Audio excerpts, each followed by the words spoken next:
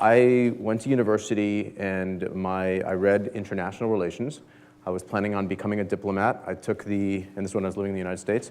I was the youngest person to pass the examination for the State Department Foreign Service. And then there had been a lawsuit that year.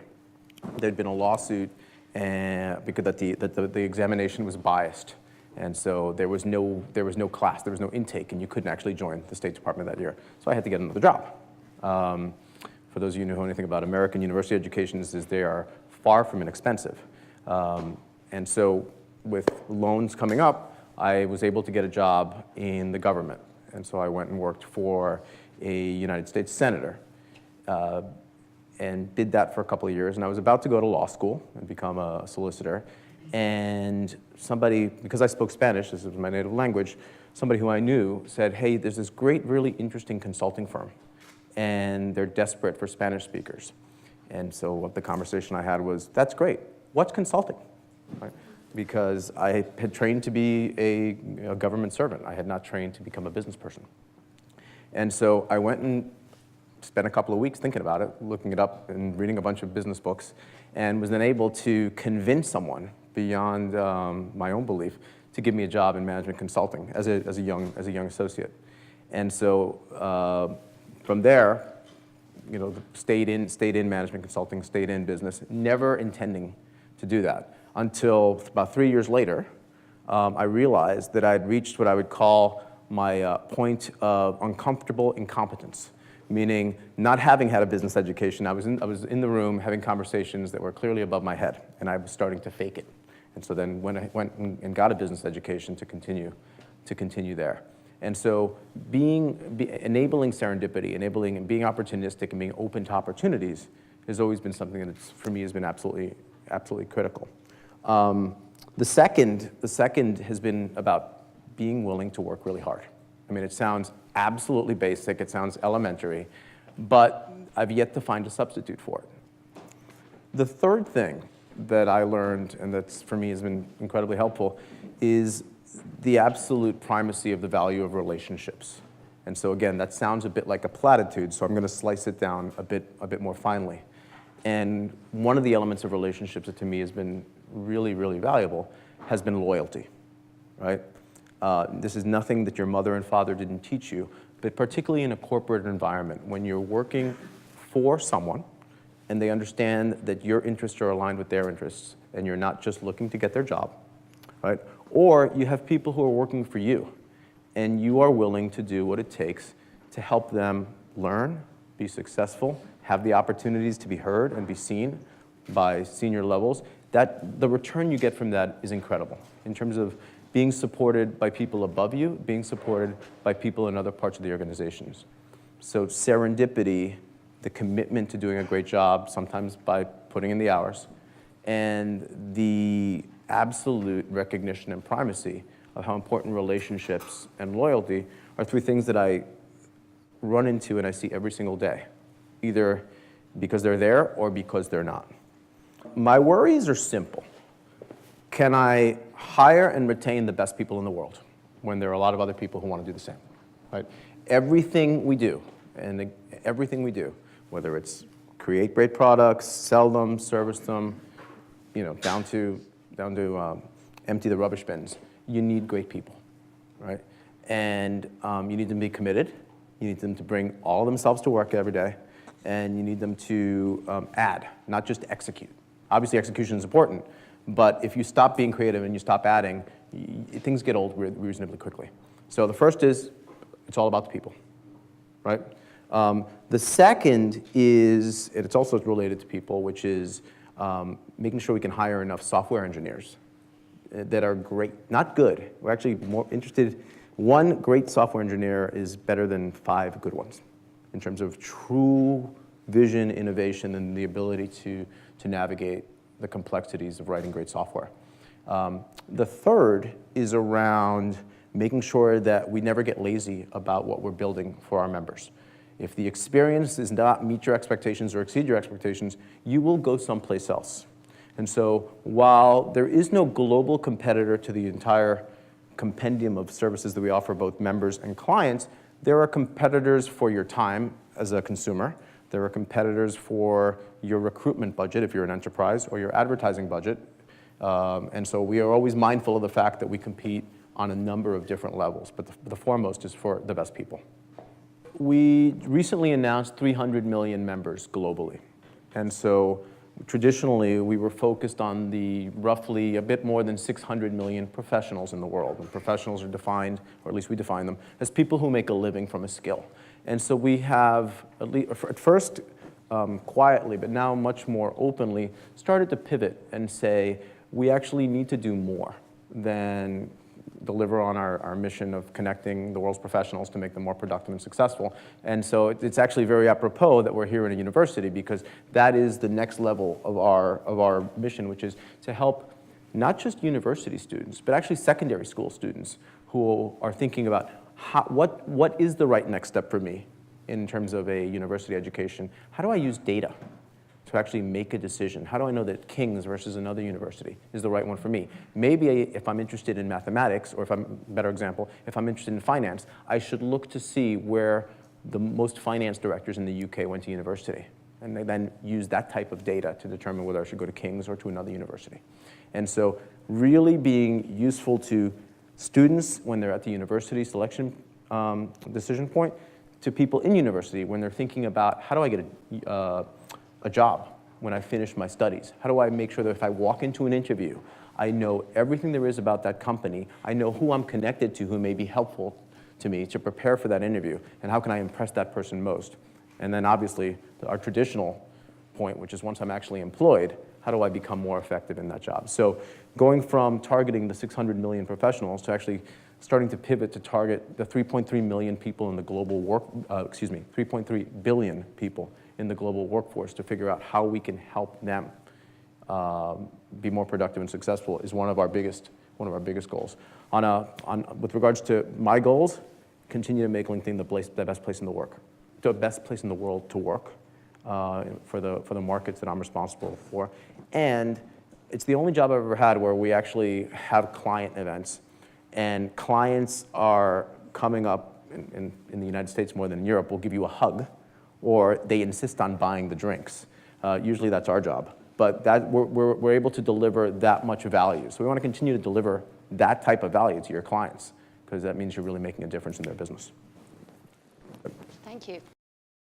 I was brought up in the 1980s. And in the 1980s, there was only one entrepreneur in the whole of the UK. And he was a man, and his name was Mr. Richard Branson. So all you had to do was look at Richard Branson and think, well, there is no way I am remotely an entrepreneur, because there's no way I'm anywhere like Richard Branson.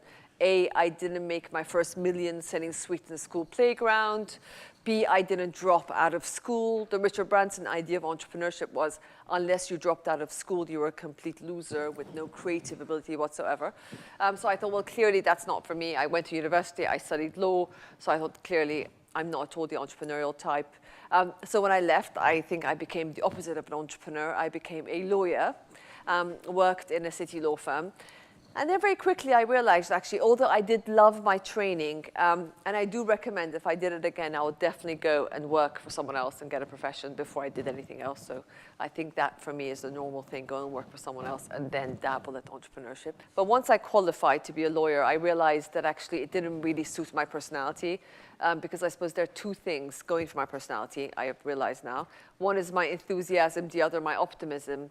And very quickly I realized that actually being a solicitor, just about the two qualities you don't need are enthusiastic or optimistic. So I was sort of slightly wasted there. I remember I just wasn't having fun, and I'd go to my colleagues and say, guys, why aren't we having fun? Where's the fun? And the answer they all gave me was, well, Sahar, they're not paying you to enjoy yourself. And I thought, what a complete waste. I'm working the best years of my life, most of my waking hours. How could this be boring? How could I accept this?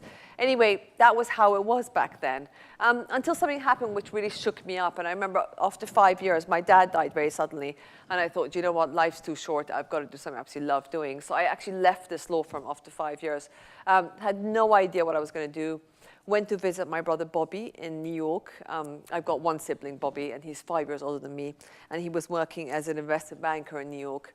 Went to visit him and just literally just thought, let me go and have a bit of a change of air from London. Arrived in New York, had terrible jet lag, went looking for a cup of coffee, thought, oh my God, those dreadful American coffees you get in a diner and bottomless cup or whatever. And went into a new style coffee bar. This is the predecessor of Starbucks. I went somewhere called New World Coffee, and I said, could I have a cappuccino, please? And they said, would you like it with skim milk, semi-skim milk, full-fat milk, soya milk? And I just couldn't believe this sort of amazing coffee concept.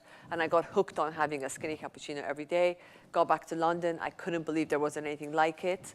At this point, we're talking it's 94, and there was nothing like it. And I remember just complaining to my brother one day and saying, God, you know, I just can't believe it. I'm back at home now. I was actually looking for a job, being an in-house lawyer.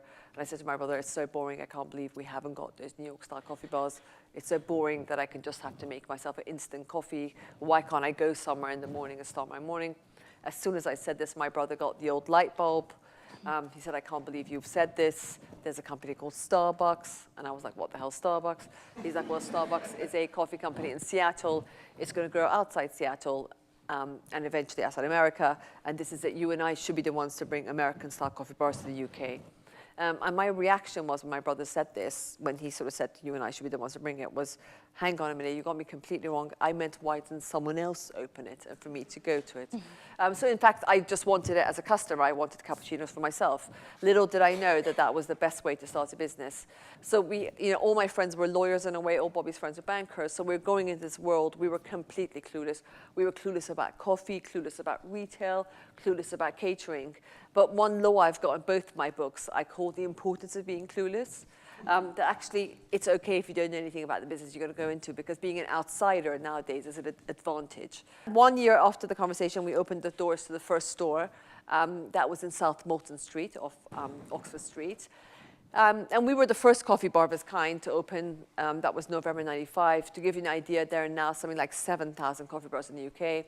So you think, well, that must have been an overnight success. Coffee is one of the biggest things. There's a coffee bar in every corner. There's 7,000 of them. Well, I don't believe in overnight success. My motto in life is it actually takes 15 years to become an overnight success. People somehow forget about the 15 years of hard slog and like telling you the story of the night before. Basically, we opened the doors and no one came in. When I say no one came in, our break-even sales were £700. But every single day for the first 6 months, we were making only £200 of sales a day. And when I say £200 of sales a day, I'm discounting my mum, who's coming in drinking as many cappuccinos as humanly possible. But you know, we believed in it, and very, very slowly, sales started creeping towards break even. I remember then we raised some money through an angel investor who had started Pepe Jeans. We put an advert in this kind of venture capital magazine. And we raised money from this angel investor, and he was an entrepreneur himself, opened 7 stores. Then we had to raise money, so we actually went public. It's a bit of a, but I remember when we went public, they said to us, right, so you have to have a finance director. So I remember saying to my brother, so which bedroom should we put the finance director in, which is when we moved to an office. When we were about 50 stores, Starbucks came, which was an enormous shock. But, you know, we really believed in it. We were just there every day, and we were customers in a way, and we made life simple. We just drank coffee there every day and made sure we would always prefer to go there versus going to Starbucks. I remember at that time, the old thinking back then was, oh great, you're an entrepreneur, you start a business, your business is successful, so you sell out. This sort of word, but the big word was the exit. And I remember Bobby and I really bought into that idea of the exit. People kept saying, when are you selling out? And we sort of believed that whole hype that you have an exit. And at that time, we were on the main stock exchange. We were valued at 50 million. We had a turnover of 30 million. It was a sort of nice exit. And I remember the very next day, I'd made a bit of money, but I'd also made myself completely redundant. And whereas some people think, actually, that's a dream to sell your business, it was not a dream for me. The very next morning, I sat back at my kitchen table, and I thought, oh gosh, what have I done? That is what I learned. I then wrote my book, Anyone Can Do It, which Emma kindly referred to. And Anyone Can Do It was really just saying, listen, and I genuinely believe this, we all have entrepreneurial qualities within us. Being an entrepreneur, everyone's got an entrepreneurial DNA in them. It remains dormant. Entrepreneurship is about finding what is it you love doing, what you're good at. So essentially, it's about doing something where work doesn't feel like work anymore. And I think for this, starting a business is not the only solution. As I said, I was at LinkedIn. Someone like LinkedIn, these new companies have incredible entrepreneurial culture, which means they let people be themselves. People are no longer wage slaves.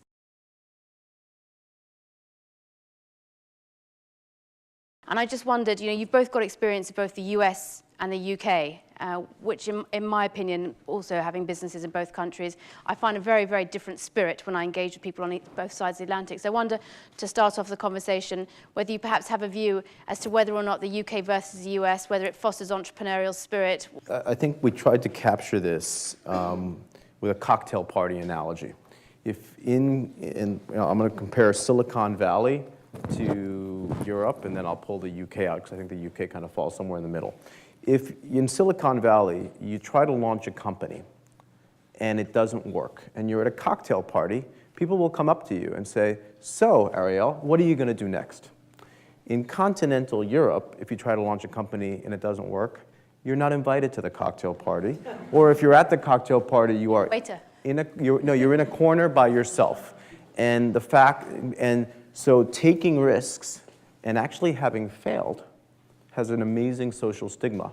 Whereas in the US, as long as it was a smart bet, right? As long as it was an intelligent risk, there's not that stigma. Now, if you took risks 9 times in a row and didn't work out, that might be a different situation.